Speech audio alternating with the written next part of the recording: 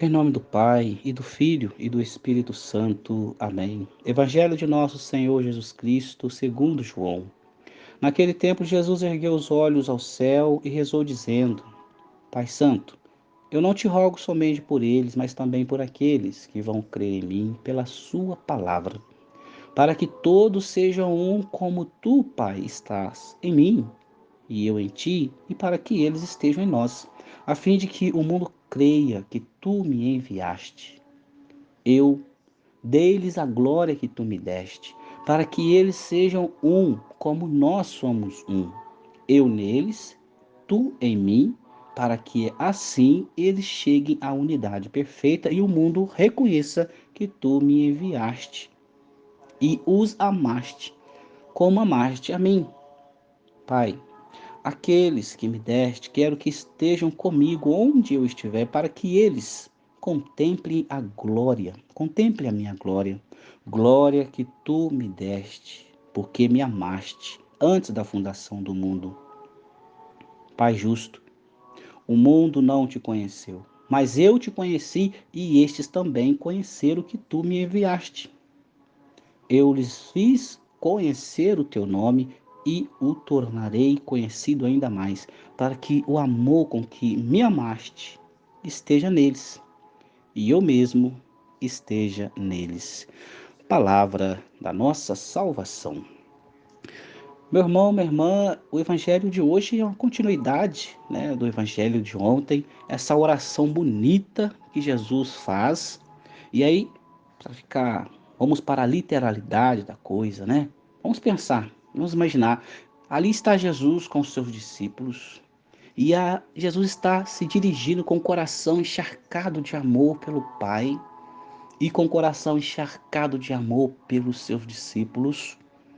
E ele vai dizer: Pai, eu rogo não somente por eles aqui, ó, não somente por eles, mas também por todos aqueles e aquelas que vão crer em mim. Veja, essa palavra que Jesus está dizendo é para dizer que essa oração ela chega até você, ela chega até a nossa comunidade, as nossas paróquias, dioceses, aos cristãos de boa vontade, aos cristãos e cristãs de boa vontade do século 21, do ano 2024. Todos aqueles, olha que beleza, que vão crer, eu estou rezando por eles, para que todos sejam um, como tu, Pai, está em mim e eu em ti, e para que eles estejam em nós. Isso aqui é algo assim espetacular da gente pensar, rezar e refletir, porque o desejo de Jesus é que, no primeiro momento, é que aqueles e aquelas que são seus amigos, seus seguidores, comprometidos com a sua palavra, com o seu projeto de vida e vida e abundância, vida eterna, é que todos nós estejamos no coração da relação. Pense você, o Pai, o Filho e o Espírito Santo, Trindade. Essa oração de Jesus é para que nós estejamos nesta relação, que nós estejamos no coração da relação trinitária. Veja de novo, para que eles sejam um, como tu, Pai, está em mim, eu em ti, e para que eles estejam em nós. Olha que maravilha! A fim de que o mundo creia. Então veja, quando as nossas comunidades, os cristãos e as cristãs de todos os tempos, quando eles e elas se comprometem e permitem que essa oração alcance seus corações, as suas vidas, e vai pouco a pouco modelando essas existências, o que acontece? Nós vamos como que ficando dóceis à vontade de Deus e vamos permitindo que Ele nos atraia, nos seduz para dentro dessa relação. Seduziste-me, Senhor, e eu me deixei seduzir, já dizia o profeta Jeremias. Então veja, À medida que nós vamos nos tornando mansos de coração, à medida que nós vamos caindo dos nossos cavalos e vamos permitindo que a verdade de Deus ocupe todo o nosso ser, nós vamos remodelando a nossa existência, o nosso jeito de estar no mundo, e nesse processo nós somos atraídos, seduzidos, colocados para dentro da relação do Filho com o Pai e o Espírito Santo. Olha que beleza! Agora você e eu, nós, comunidade cristã, nós estamos dentro da relação trinitária. Ao mesmo tempo que nós estamos dentro da relação trinitária, essa relação trinitária habita em nós. Somos ao mesmo tempo convidados a estar entre a Trindade, na relação da Trindade e ao mesmo tempo ser morada da Trindade. Que maravilha! E qual que é o desfecho prático de tudo isso? A fim de que o mundo creia que tu me enviaste. Uma vez que nós somos povo de Deus, vivendo nessa dinâmica, nós somos profissionais, pai, mãe, filho, avó, tataravó e seja lá o que for. Somos missionários, padres, bispos, papas, catequistas, coordenadores, pregadores e pregadoras. Nós somos pessoas que vivemos a partir dessa relação com o Cristo que está no Pai, o Pai está nele e nós estamos neles. Você percebe que isso aqui não é nada lunático? Tem alguns que eu chamarei de pseudo-cristãos e cristãs que vão achar isso aqui muito fora do mundo. Mas não, quanto mais dentro do coração de Deus, mais nós estamos dentro do coração do mundo para que o mundo creia, para que as pessoas acordem. Acorda tu que dormes, para que elas ressuscitem. Venha para fora, arranque as suas amarras e comece a caminhar na luz do Salvador. E isso aqui é muito sério, sabe? Isso aqui nós não podemos brincar com isso. Essa oração que Jesus faz é um desejo claro. Desdenhar seria desnecessário. Ele quer e deseja que nós estejamos nele. E aí, continuando, vai dizer assim: olha, Pai, eu dei-lhes a glória que tu me destes, para que eles sejam um. Ou seja, Jesus nos aponta o caminho, nos mostra tudinho para que nós sejamos um com Ele, para que nós estejamos em comunhão com Ele.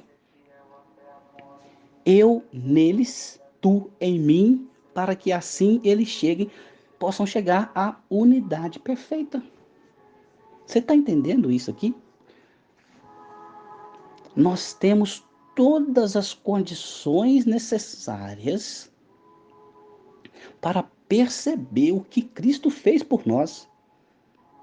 Só não sabe, só fecha os ouvidos e os olhos e se finge de bobo quem quer 2000 e um pouquinho de ano, que toda essa realidade histórica e agora continuando por meio dos ensinamentos dos apóstolos, da fé da igreja, nas celebrações, na liturgia, temos acesso a toda essa maravilhosa ação de Deus na história do ser humano, na nossa história. Então, não tem desculpa, porque o desejo de Jesus aqui, de novo, para que, como nós, Pai, somos um, eu neles e tu em mim, para que eles cheguem à unidade perfeita.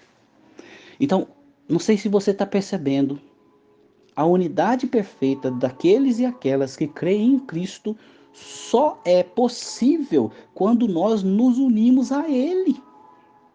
Só é possível quando nós permitimos, quando nós nos tornamos dóceis a essa atração e começamos a habitar a relação da Trindade. E nos tornamos ao mesmo tempo habitação da Trindade, templos do Espírito Santo. Que coisa extraordinária! Eu não sei se você consegue, ou melhor, eu não sei se eu consigo te explicar e te fazer entender como isso é maravilhoso e ao mesmo tempo como isso é sério. Essa unidade dos cristãos e cristãs que nós esperamos, ela não nasce de discursos bonitos. Ela não nasce de poesias. Pode a pessoa mais inteligente do mundo elaborar um discurso, a unidade dos cristãos e cristãs. Pode qualquer autoridade eclesiástica do mais alto nível de responsabilidade com os demais falar bonito. Não é isso. Isso é só uma gotinha do mel que cai do favo. Porque a parte bruta, a parte massiva, ela é a nossa união com o Cristo, com a relação da Trindade. Aí sim, a nossa unidade será perfeita, porque ela não é um fruto da vontade humana, não é fruto de um discursinho barato, não é fruto de uma poesia bonitinha, mas ela é fruto de um coração de pedra que se transformou pela graça de Deus em coração de carne, deixou-se seduzido e habita agora o Cristo. Habita agora o Pai, o Espírito Santo. O meu coração é para ti, Senhor. E nessa relação entre o Pai, Filho e Espírito Santo, nós estamos aqui ó, acolhidos, amados, cuidados e ao mesmo tempo andando por aí, nós somos portadores da Trindade, portadores do Espírito, portadores dessa realidade divina.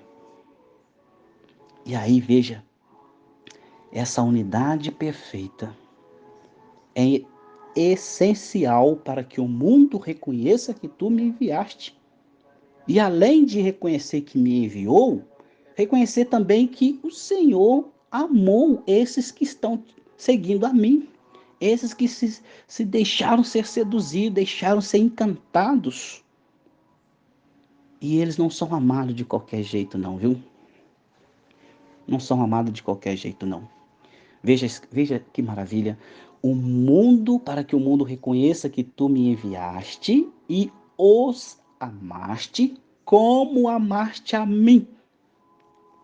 Se percebe isso aqui? Jesus está dizendo, olha, Pai, é preciso que eles cheguem a essa unidade perfeita, de modo que o mundo, e quem é o mundo aqui? De todas aquelas pessoas, todo o tipo de organização que não quer Deus, que age contra Deus, que age contra a vida, que age contra a paz, que age contra o ser humano, que fere, destrói a vida bonita que Deus criou. Então, para que este mundo pertencente às trevas vejam, reconheçam que a luz do mundo já está aqui. E cada um daqueles e daquelas que fizeram adesão ao projeto de Deus é uma luz no mundo, é uma pequena chama no mundo.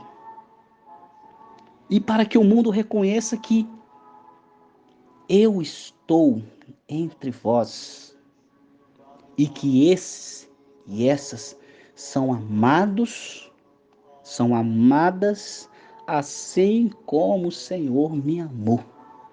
Então aqui nós estamos diante de algo espetacular, porque veja, Jesus é o Filho único do Pai, mas por meio do batismo nós nos tornamos filhos e filhas adotivas. Seria assim: no Filho único de Deus, todos nós nos tornamos filhos adotivos. Somos então filhos e filhas no Filho único. E o mesmo amor, é essa a proposta de Jesus aqui, essa oração. O mesmo amor com que o Pai amou o Filho único, desde todo sempre, ele ama os filhos adotivos. Aqueles que ouviram a mensagem de vida eterna, aqueles que voltaram para o caminho, aqueles que se deixaram ser seduzidos, aqueles que se deixaram se apaixonar por Jesus. Mas para que o mundo creia, é preciso que a unidade aconteça. E aí você pense, reflita, reze e peça a Deus de novo pela unidade dos cristãos. Não poucas vezes nós cristãos, e agora de maneira ampla e restrita, cristãos de verdade, não é chamado pseudos cristãos, cristãos de meia boca, cristãos de faz de conta, cristãos de verdade. Todos os cristãos e cristãs são chamados, convocados a fazer esse caminho de conversão para que essa unidade seja uma força visível para que o mundo reconheça que Cristo já nasceu, viveu, morreu, ressuscitou e ao lado direito do Pai está nos esperando e de lá nos abençoando e nos fortalecendo e junto de nós na caminhada. E também que ele reconheça que nós somos amados. Se o mundo não nos ama, ele nos amou. Deus nos amou. Deus nos ama e tem nos amado. E aí, para não esticar nossa conversa, Jesus vai dizer assim: Pai, onde eu estiver, eu quero que eles estejam.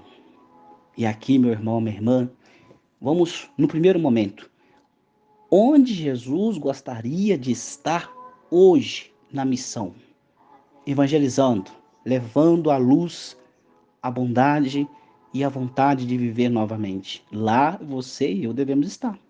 Mas passada essa trajetória, que é muito rápida, que é a nossa vida terrena, onde eu estiver, eu quero que eles estejam.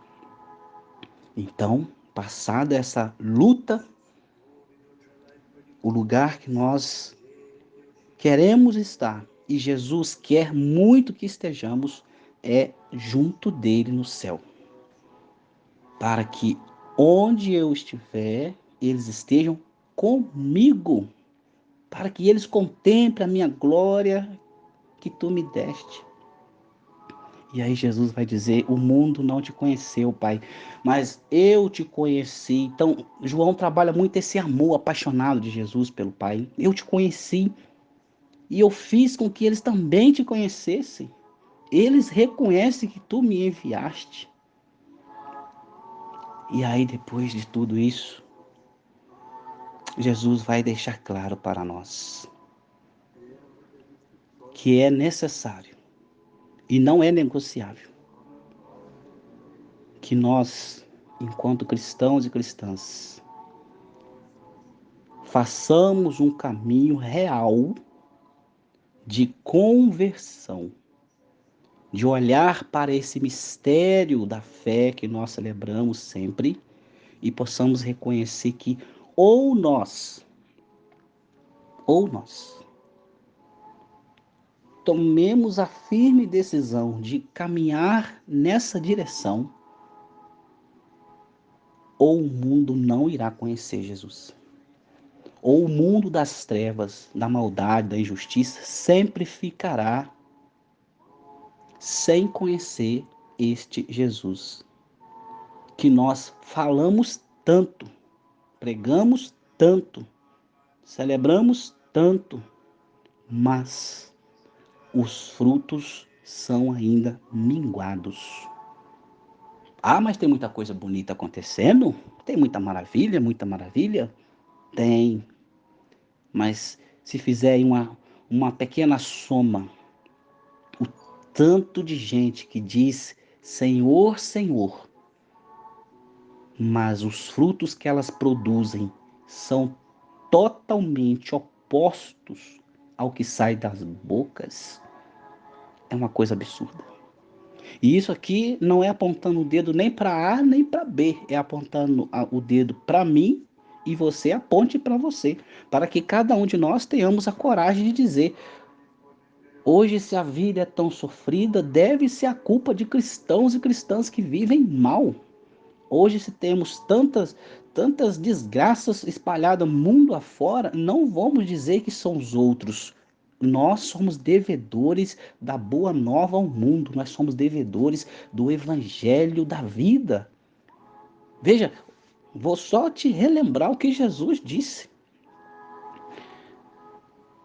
Pai, assim como eu estou em ti, e o Senhor está em mim, e nós estamos neles, fortaleça para que a união deles sejam perfeitas e o mundo reconheça. Veja, união perfeita para que o mundo o reconheça.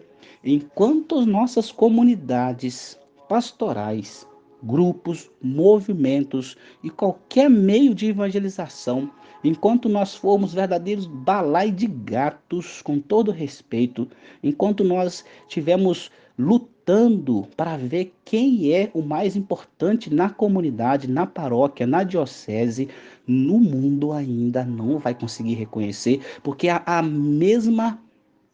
mesmas coisinhas, e me desculpe, as mesmas murrinhas que acontece lá no mundo das trevas, são as mesmas coisas que se repetem de novo e de novo dentro da comunidade cristã que diz Senhor, Senhor todo santo dia. Como que alguém que caminha totalmente contrário ao evangelho e faz tudo quanto é tipo de coisa que não são compatíveis com o evangelho? E aqui, abre um parênteses, nem todas as pessoas que não estão nesse redil fazem coisas ruins. Nós estamos falando daquelas que fazem coisas ruins. Fecha parênteses. Então, como que aquelas pessoas que fazem coisas ruins, que são verdadeiros filhos de Lúcifer, como é que elas, olhando para nós, que somos filhos da luz, filhos de Deus, e vendo que as mesmas murrinhas que estão lá, estão aqui, e talvez lá eles são muito mais camaradas uns com os outros do que nós.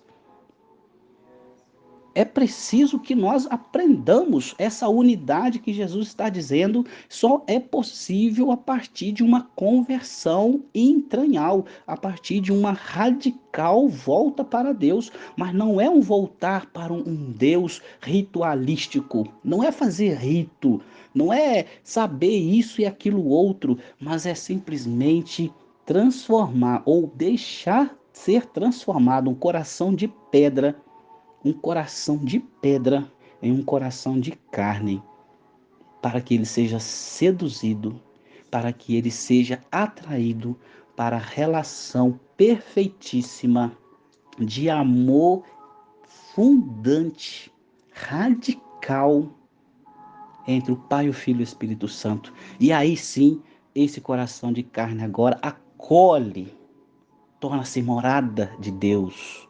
Só assim nós somos templos do Espírito Santo. E a partir daí, sabe o que acontece? O mundo vai olhar e vai dizer como eles se amam.